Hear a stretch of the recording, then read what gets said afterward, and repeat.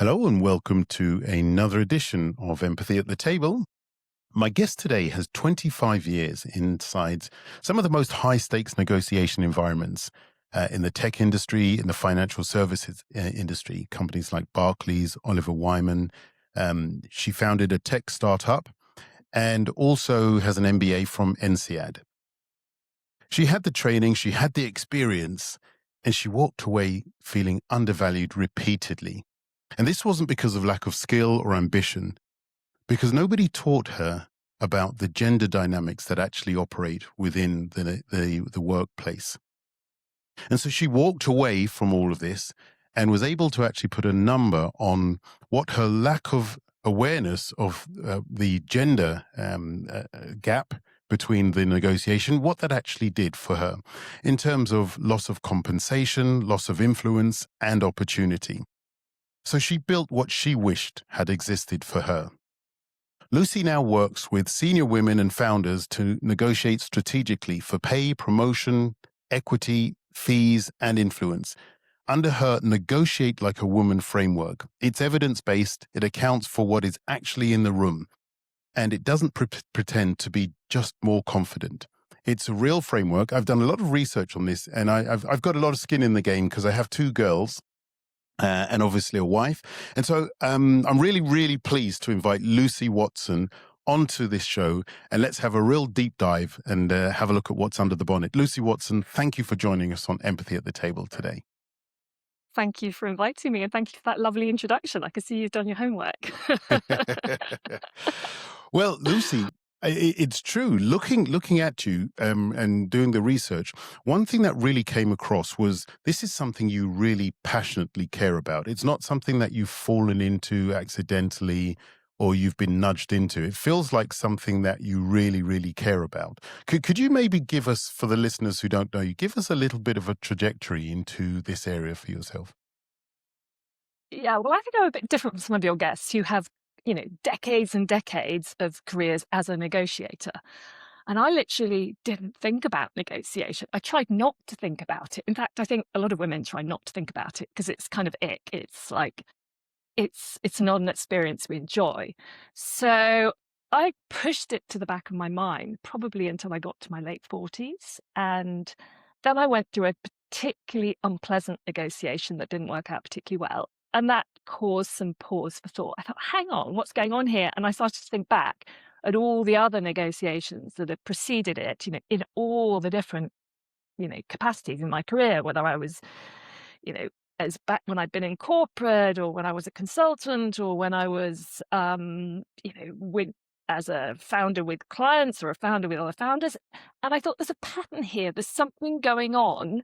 And what is it? Because I was actually, I'd had, all the basic grounding in it. I'd done an MBA. I'd chosen every elective possible because I thought this is not something I'm good at. And I thought there's something missing. What have I missed? What's going on here? So eventually, so that was my sort of epiphany. I then went back and looked into what was going on. And I thought, oh my God, there's nothing that I'm doing that's fundamentally flawed here. This is gender-related backlash, and that's what the data shows. When women ask, and especially when they ask for themselves, rather than on behalf of the big employer, there is a backlash because we are behaving counter-stereotypically. The stereotype is to be selfless and communal and helpful, and we're walking in and we're asking, and that just viscerally jars. It's not conscious, it's not deliberate, it's just, age-old stereotypes. And that kicks in before the conscious brain kicks in. So we've learned over the years that asking is risky. And so we tend to hold ourselves back, be more modest, and that has consequences. So that was where it really all started from. And when I saw that, I thought, how on earth have I got to this point and not known this? Why is this new to me? It was a revelation. So I thought someone's got to go out. And I realized also it's mitigatable to a large extent, perhaps not fully, but there's a lot we can do, but no one's helping women to do that. Mm. And so when there's this age-old debate between what is aggression and what is assertiveness? When does assertiveness turn into aggression? And in your deep breath there, uh, what where do you shake out on this debate with aggression and assertiveness?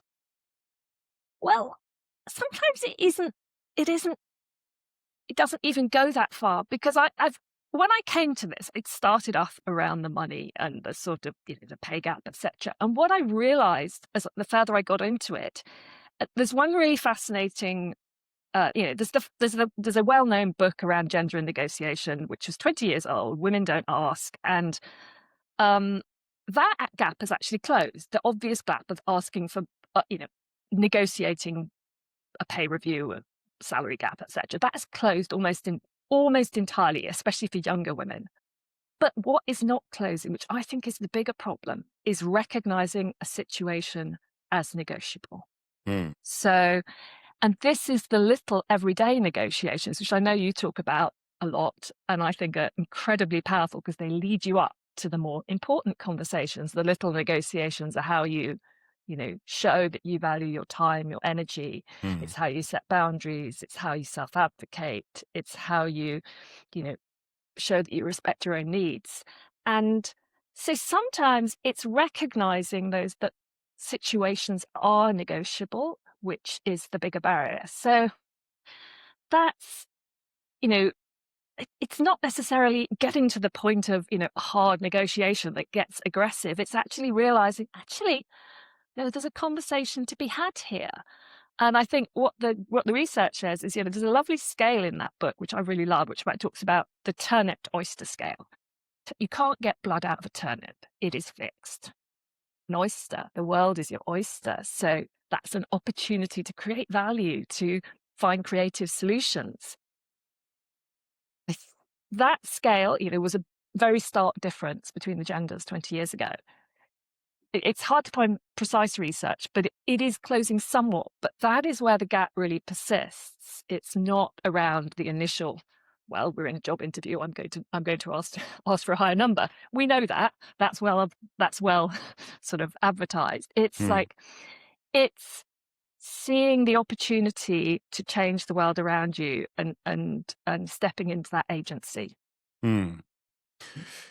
So, when I was preparing for this conversation, I was thinking there are so many minefields in this area, and I thought, well, I'm not going to play it safe. I've followed you online for a while, and so I think we can kind of open the kimono a bit and talk about things. And some of this will be really demonstrating my ignorance, but behind this is a real curiosity to learn and to want to know more. And so the analogy that I kind of have swimming around in my head is imagine the world of negotiation is like a game of football.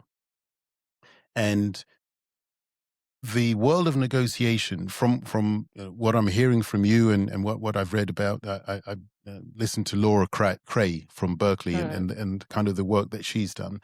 And it almost seems that negotiation, the game of football, was created by men for men. These are the rules. And so if women come in and they want to play football, they have to play by the rules that were created by men for men. And so negotiation seems to be the same. And so what I'm hearing you saying is, no, don't jump into the game of football and play the game by men for men. You can still play the game, but here are a different set of parameters that still enable you to achieve the same outcomes, if not better. Is that totally wrong? Think so. I mean, I do think negotiation is changing a bit generally. I mean, if you go and look at the sort of stuff from the 70s, it was all very, hard, wasn't it? And now it has become more integrative, and so, which is a little bit more female coded. And one thing I tell the women I work with as a reframe is, do you look at the qualities of, expert negotiators? The things like empathy, your word, creativity, collaboration. And those typically are things women feel quite comfortable with. But in their heads, it's a confrontation, it's a battle, it's something to be fearful of. And when you're fearful, you clam up. You kind of you don't. It's very hard to to access those traits of, you know, empathy and creativity that you may have, but you kind of close them down. Yeah, yeah, So there is something about that reframe, which already the general negotiation literature has gone very much in that yeah, direction. But I yeah, think somehow our internalized assumptions for people who don't think negotiation every day of the week that you and I might yeah, do. yeah.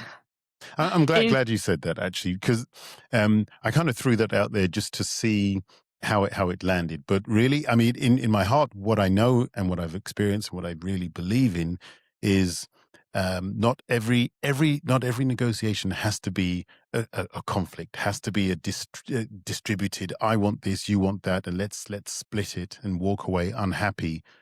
Dissatisfied, but knowing that we did the best we could. I really do mm, believe that we do have the power to, using the skills that you say, right? Bringing in collaboration, bringing in empathy, bringing in all of the emotions that we don't normally talk about. You know, you hear people say, let's just be very logical here. Well, it's interesting that you're asking me to be logical when I don't trust you, or I don't like you, or I'm nervous about this whole thing. And there's a whole gamut of emotions that are affecting the outcome of this conversation, that if we don't deal with those, the outcome will be suboptimal. So I definitely agree. And I think the power is in being able to, as you said, recognize that and then skillfully open up the parameters. So using the football analogy again, it's whether you want to play football as, you know, as real opponents, where you're going to be attacking, you know, foul play, or whether you're going to really do it and enjoy the beauty of the game and bring in those elements, you know, into the game, which I wouldn't say they're more, I don't want to say they're more feminine. I just would say they're more human, right? So for you, when you look at the women and the negotiation and the work that you do you notice any difference between cultures and between the age groups in terms of how they show up? culture gets complicated, I think, because people are quite internationally mobile, and you could be of one Mm. nationality brought up somewhere else, going working in a third country against negotiating against someone else. You could have the same setup. Yeah, yeah. I'm sure it matters. I know the research says it does, but I think it's very hard to unpick all of that in a real situation. Age, definitely. I mean, it's interesting. I thought that the women that would be most attracted to my work would be perhaps women in their 30s who, were really looking to kind of put the foot on the accelerator and drive forward their careers. But actually, I'm um, getting more interest from women a little bit older. And what's typically happened from them is they have spent the last few years, literally clinging on because, they've had young family, they've prioritized flexibility above all else. And then they get to a certain point and they suddenly look and think, hang on a sec, what has just happened? I was perhaps at the same level as my partner before all of this, or certain peers, and you've still been there. You've still been there every day. And you're still delivering, but somehow the gap has gone and yawned, which is, of course, what the data says as well. And they sort of think, what do I do? Suddenly their kids are a little bit older, so they want to, they've literally got their nose above water and take a breath, stop for a breath of air, and they think, hang on a minute, what's going on? Um, so that's been quite interesting. It's also perhaps that those women have had different conditioning. So they sometimes I'm meeting women who frankly do have challenges around that initial ask, despite Laura Cray's data. Whether that's partly because I'm in the UK, or whether it's Mm. partly, I think most of the data sets are a bit biased towards MBAs who are also younger. So I suspect there is a generational issue around this as well. And interestingly, actually, just from the other week, I was talking to a corporate about coming in and doing a talk, sort of big consulting company. And their feedback from the younger women, because they put this out to a committee of women, and what would you like to talk about, was because the salary was off the table for obvious reasons. I don't talk about that. Um, but the younger women were saying, well, if it's negotiation, it's not salary. What is it? What's worth talking about? They didn't grasp that there were so many, especially in consulting, when you're talking scope with clients, and the Mm. client always wants more, and you've got to hold the boundary. There's so much more than that, but it wasn't visible even to those younger women, which I thought was quite interesting. Mm. Um, so you talk about Laura Cray's work, and she states that negotiation is culturally male coded, culturally coded in a masculine way. And she talks about assertiveness, competitiveness, and self-interest. What are some signs? What do you actually look for when you, for somebody who is going into a negotiation and really curious about those subtle cultural codes that just prop up innocuously? What would one notice in a negotiation to see whether it was heading one way or another?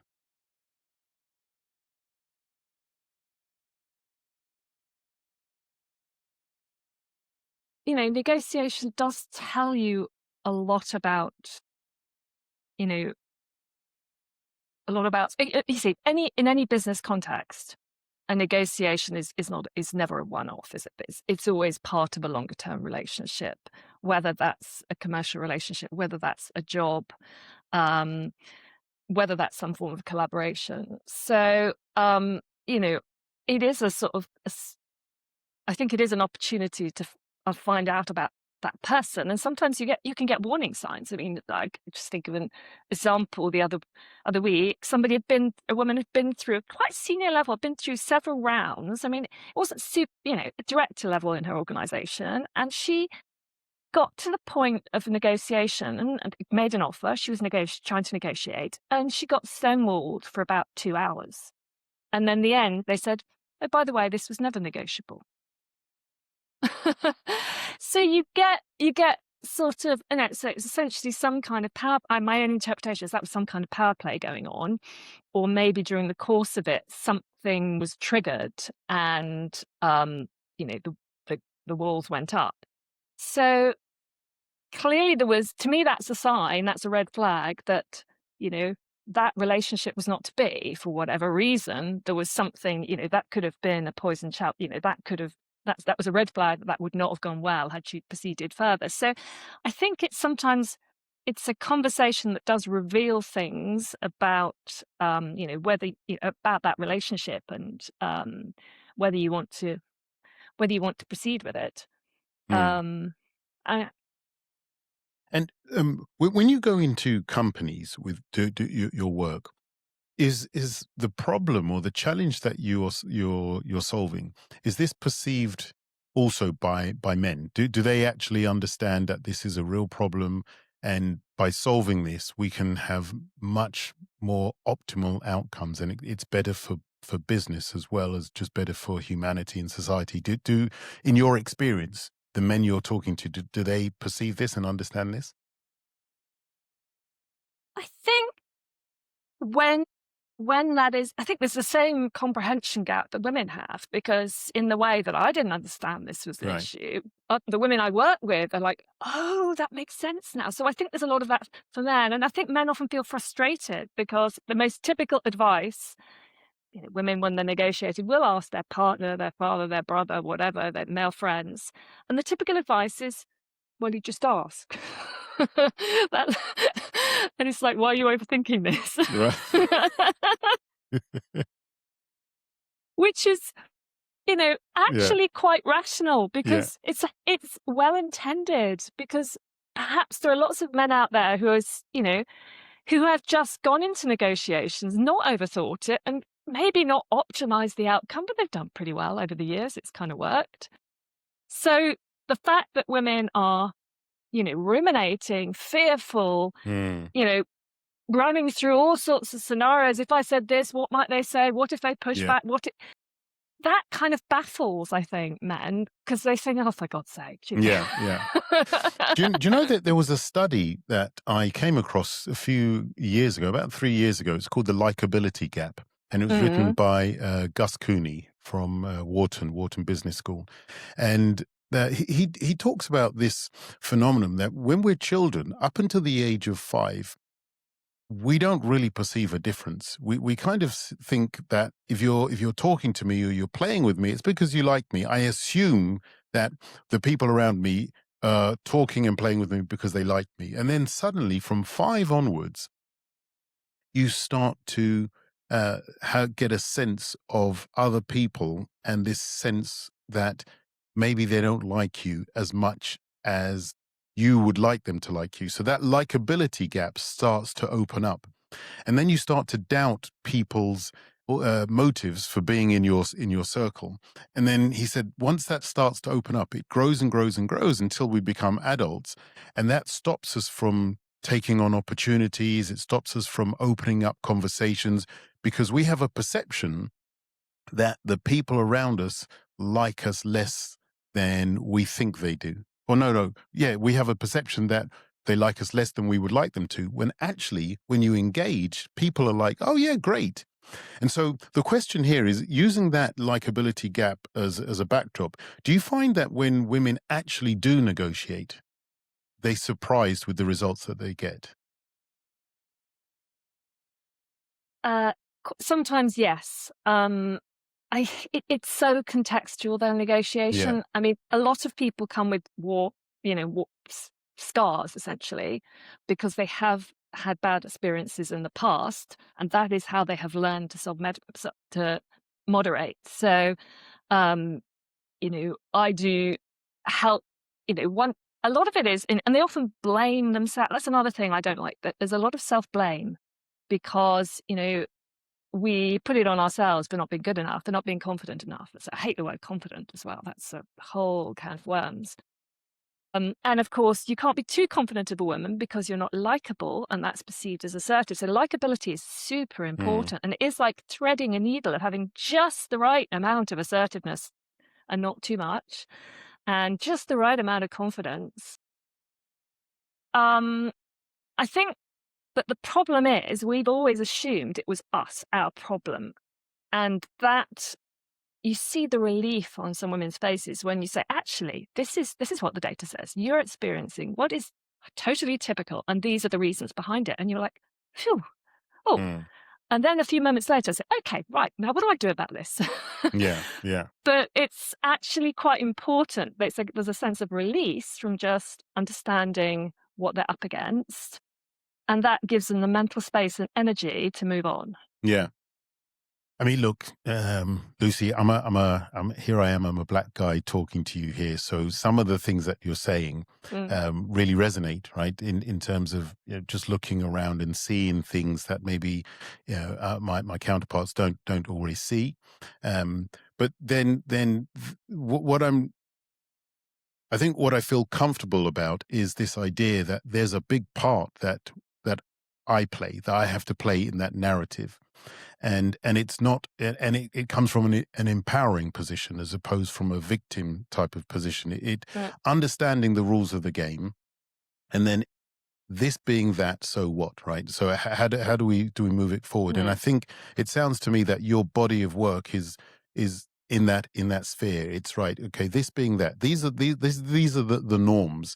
mm. Knowing that, how do we stay ourselves? How do we stay within our own levels of comfort? What is naturally to us, and how do we still enter into the game and play the game and win? Right, play at high levels. So I get the sense this is beautiful information and beautiful advice I can give my 2 daughters. Who, by the way, said to me, Daddy, when you go to this podcast today, come back with at least 2 bits of information, usable information that I can use in my next conversations. So that's my next question. What do I tell my Okay. daughters, right? I've spoken to Lucy Watson, and these are 2 things that you absolutely must do in your next conversation. Okay. Two things. Number one is, instead of framing it for your own needs, frame it to the benefit of the other side. So it's all about, that's nothing particularly female about. I'm sure any negotiation advisor talks this exactly the same, but it's about getting deeply into their needs and trying to do it. This is what enables me to help you solve your pressing need, your burning problem, whatever that is. So help me to help you to help us. Yeah. Yeah. Yes. So it's about them, not about you. So Hmm. that's dialing down this, you know, counter stereotypical behavior. Mm. And the other thing, the other thing that has been shown to make a difference is warmth. So we might have a hard ask underneath, but if we cloak that, it sounds a bit like sneaky, doesn't it? In a kind of blanket of warmth, I sometimes talk about. Mm. So, you know, almost we're a bit tricking that, visceral cognitive reaction in the other side because we're behaving, doing all that female warmth, dialing that up, which almost hides the hard asks, the assertive asks that might lie beneath it. Um, so those are perhaps the number two Mm. techniques, top two.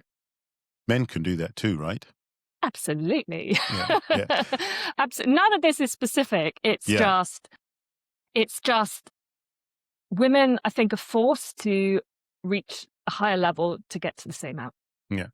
I mean, but women have been negotiating since the birth of dawn, right? I mean, women negotiate everything. And so I remember my early memories of negotiation was my mum taking me to the market when we used to go to East End Market in London, and I remember my mum Mm. negotiating for apples and oranges and just things like that, and she had a beautiful way of building rapport and connection and with all of the traders, and they'd say, oh, here she comes, and they'd be laughing and joking, I remember it being a real pleasurable experience with my mum. I mean, I used to think, oh god, but I remember both parties walked away happy and ready to, they were happy to see her again.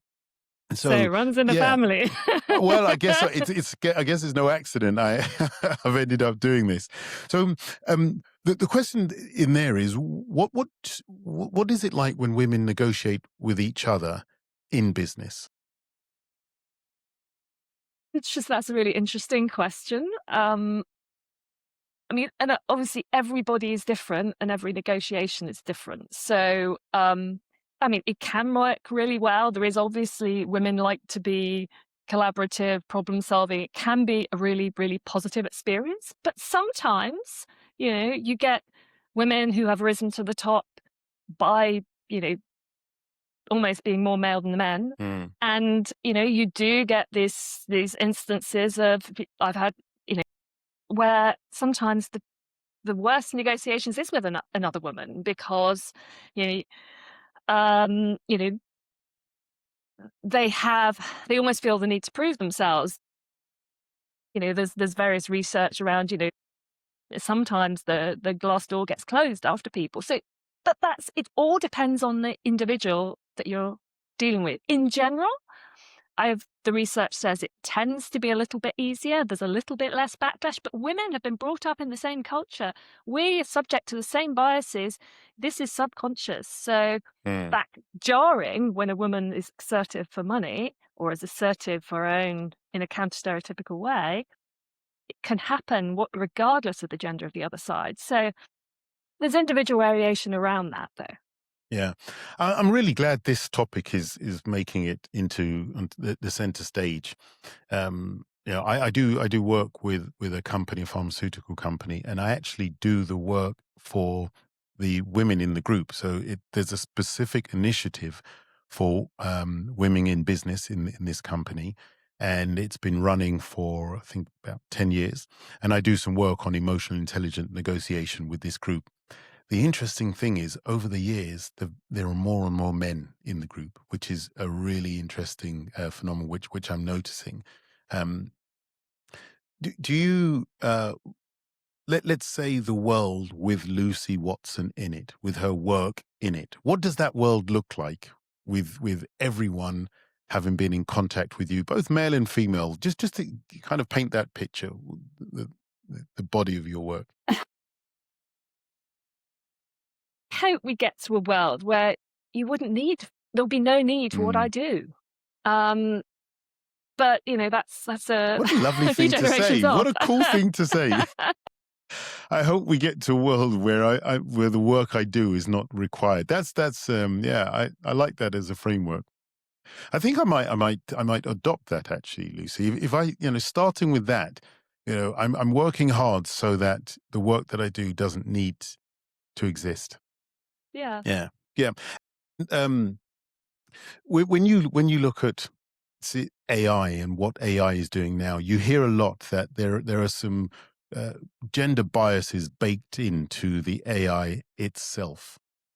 What are your feelings about this moving forward? I think this is quite fascinating. I recently went to an academic event, to a sort of discussion group. They were talking about gender and AI. And what's interesting is, yes, the underpinning layer, which is the sort of system layer where it sucks in all the data from Mm, everything around the world. Obviously, it's replicating bias, any bias that pre-exists, because it's all there in the data.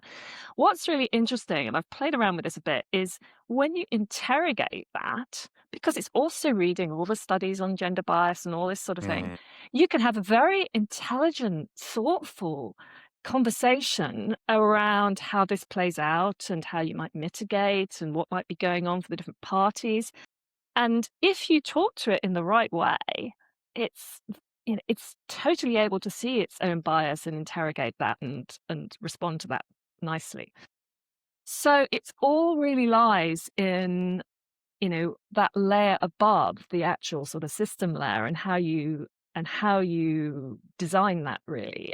So it's interesting if when I use it as a tool, I sort of factor that in. But we do. I mean, I sort of talk to the women I work with around this because it's great for sort of finding a nice way to phrase something and um, helping you brainstorm a tricky situation. But we shouldn't. Obviously, we're not going to ask it what our market rate is because we know that all this that's been proven. It gives you a biased number. So we have to be thoughtful, I think, about the way we talk to it and how we instruct it, and then it can be tremendously helpful. But we just need an you know, awareness of that. mm. So we're coming to the end, but there is a question I want to ask you. I love observing people, and I have triplets. They're 16 years old now, so I've been observing them for the last 16 years, and it's incredible. So I've got one boy and two girls, and I love playing Monopoly. And what's really interesting is, so we started. I taught them how to play Monopoly, and I have one of the girls is just so not interested in in playing Monopoly or playing to win. So she's happy just to share her properties around and share her money around. For her, it's just about having fun. And then I have my son who's kind of in the middle. He will jump in and play if he feels there's an advantage that can be, that he can see there's an advantage he can have over one of the others. But if he can't, then he'll deflate. But my other daughter, she is competitive and she always wants to win. And I look at all three of them, the way they play, and I think, well, the ideal would be to have everything all in one, right? How do you kind of blend that all into one? And so, is this the way in which we negotiate? How much of that do you think is cultural? How much of that do you think is born into us? It's just in our gene pool. And how much of that do you think is what we've observed from our surroundings, and we're just by osmosis we've picked that up growing up? What a question. um, I mean, I've also got two kids who are completely different Yeah. personalities, so that makes you really skeptical of the whole sort of nurture option, doesn't it?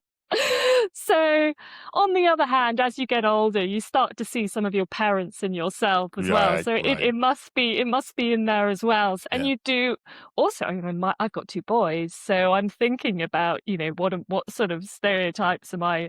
I kind of Yeah. passing down? So Yeah. this stuff goes round and round. I don't have the answers. Yeah. Yeah, totally. I mean, that's the real honest answer because Yeah. our kids were brought up, as far as we're concerned, in exactly the same environment. But Mm. they've it's so crazy that our kids, they go to the same school.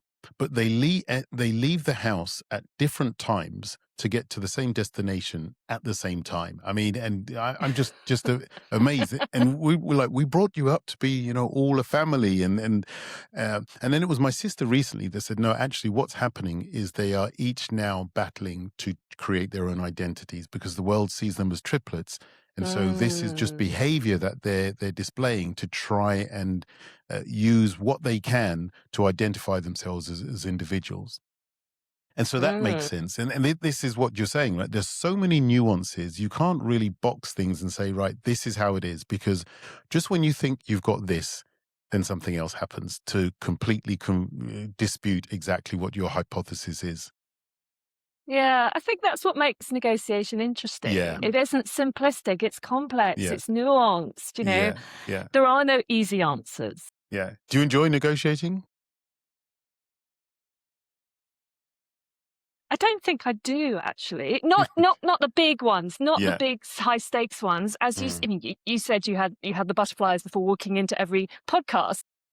There are conversations in our life which are high stakes, and nobody doesn't have some anxiety before. Well, maybe some people. I certainly. But I think I focus more on the day-to-day negotiations because I know that is what that's where I need to break the conditioning. Yes. Yeah. And thinking hard about, okay, is that a good outcome? Am I respecting my own needs? Am I respecting myself in sitting with something that maybe I'm not very comfortable with, etc.? Is this something I should be seeking to change, or can I change, or what are the opportunities here that I'm leaving on the table? Yes. Yeah. Yeah. That's a big one. I think that's a really big one.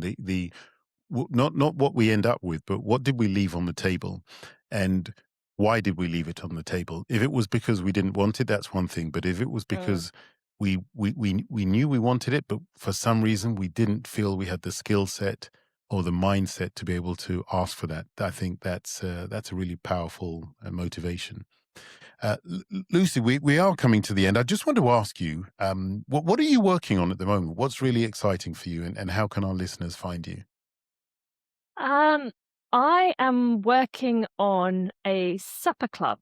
So, one thing that I have realized is women don't talk about this. Mm. Women don't talk between ourselves about negotiation and money. I think it just we're very coy about it. It makes us feel ick.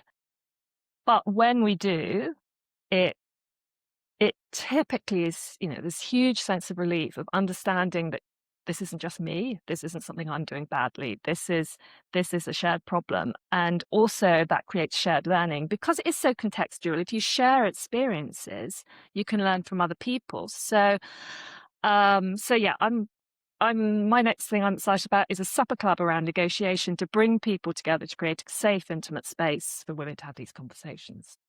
And how can people find you on the Supper Club? I well, can I have can provide a sort of link. I don't either my LinkedIn, easy to find. Okay. If helpful, I can provide a link for the show notes. Absolutely. I mean, I'm here to. This is a platform for you to talk about, right? Yeah. Negotiate. Tell me what you want. So, I think yeah, and that's a way to reach more people than I can Fantastic. reach with my programs. Fantastic. So we'll put all of the links in the bio in the show notes Mm. because I think that's really powerful. Is it online, the Supper Club, or is it No, in person? Oh, it's I'm in doing person. a person one in London for anyone who's Nice. in London. But I do run programs that are fully remote. Excellent. Well, Lucy Watson, your body of work is very, very important. We often talk about the verticals that exist in negotiation, and one of the aims of this podcast is to shift people from thinking that negotiation is just about making money. It's just about getting the deal. It's about those everyday conversations that you have or that you don't have. It's about the opportunities that you miss because you feel inadequate or ill-equipped to be able to deal with those. And Lucy, your body of work really fits squarely into that category. And I congratulate you on the work, and thank you very much for joining us on Empathy at the Table. And thank you very much for having me. Thank you. And to our listeners, if you've enjoyed this conversation, don't forget to subscribe, give us a like, send us your comments. You can find us on YouTube, you can find us on LinkedIn, and you can find us on Spotify. It's been a pleasure. Thank you for joining us, Lucy Watson.